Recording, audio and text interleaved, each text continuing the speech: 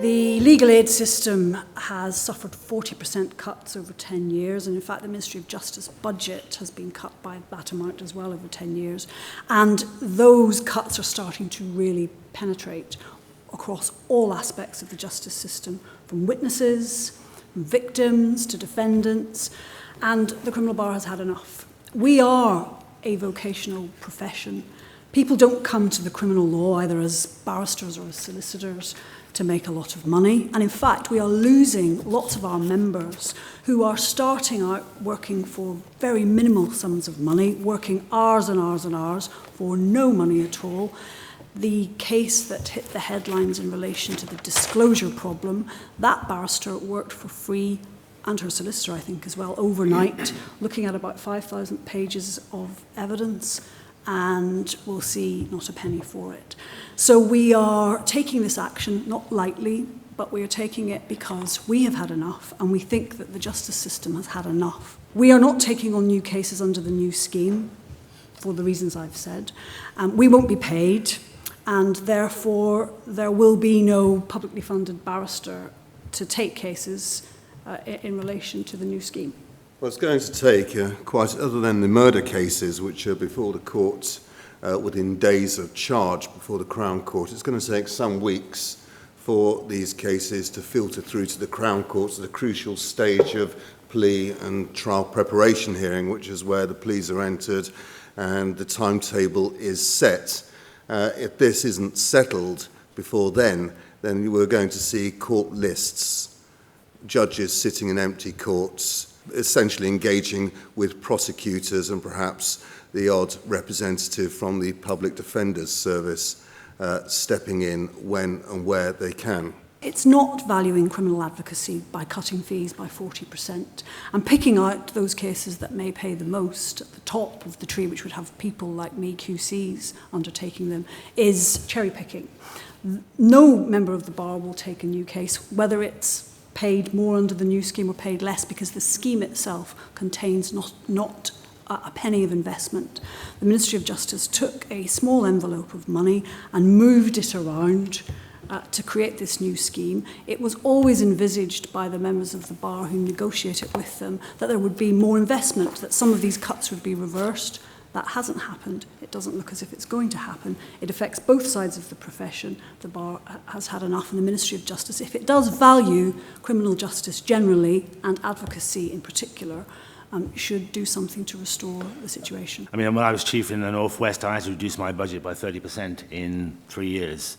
I had to let go of 200 lawyers, and short-sightedly, I let go of my most experienced staff because they were my most expensive staff, and some of the consequences that you're experiencing now are down to the resources that we had to reduce back then. I'm very much in favour of the bar's action as it currently is.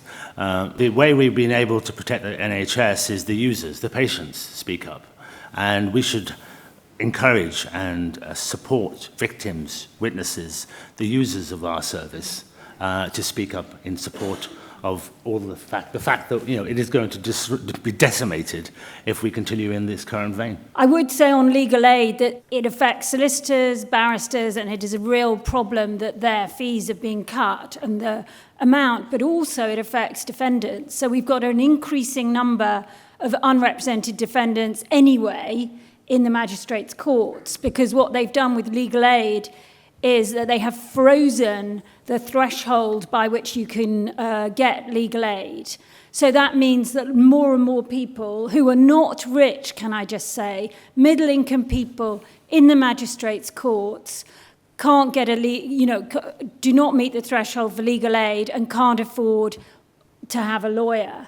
And so that is creating chaos in the courts itself. It's a false economy. So we need more legal aid to go both to lawyers themselves, but also for the threshold to be different. I mean, somebody said to me, actually, in government, it wouldn't cost very much not to have an income threshold for legal aid in the magistrates' courts. So we're talking small sums of money here. The Ministry of Justice could resolve this very easily for relatively small sums of money, and no system can withstand this level of cut over a decade. No system could. And we see the consequences every day for the members of the public. A young man could have gone to prison for 15 years just before Christmas if his barrister hadn't worked on his case for free. This affects everyone very directly. And we believe that if we don't take this action, and we believe that it will become wider, then the justice system will never recover. And the break that we are experiencing will become a shattered system. And I think the Lord Chancellor just very recently described it when he said he was going to stay on after a certain case, that he wanted to stay on to fix the shattered system.